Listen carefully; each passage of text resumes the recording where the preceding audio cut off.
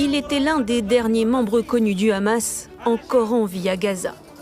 Abu Obeida, porte-parole de la branche militaire du Hamas depuis 20 ans, reconnaissable à son kéfier masquant son visage, a rejoint la longue liste des victimes d'assassinats ciblés de l'armée israélienne. Jeudi dernier, c'est cette fois le premier ministre des rebelles Houthis, Ahmad Khaled al-Rami, qui était tué sur le sol yéménite. Une stratégie totalement assumée par l'État hébreu. Au cours des dernières 24 heures seulement, nous avons éliminé l'un des principaux responsables du Hamas. Il y a quelques jours, nous avons éliminé la majeure partie du gouvernement terroriste Houthi. Au Liban, nous frappons chaque fois que le Hezbollah tente de se relever. En Syrie, nous avons agi militairement il y a quelques jours.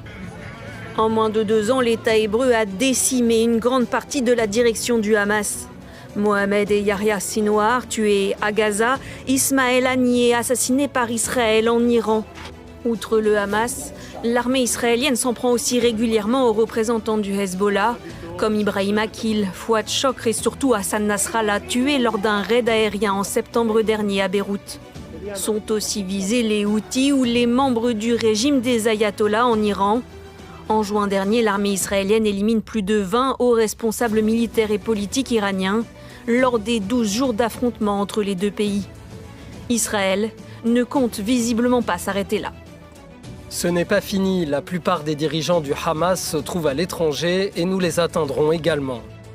La pratique de l'élimination ciblée est une constante de la stratégie israélienne depuis des décennies, mais elle s'est largement intensifiée depuis les massacres du 7 octobre 2023 dans le pays.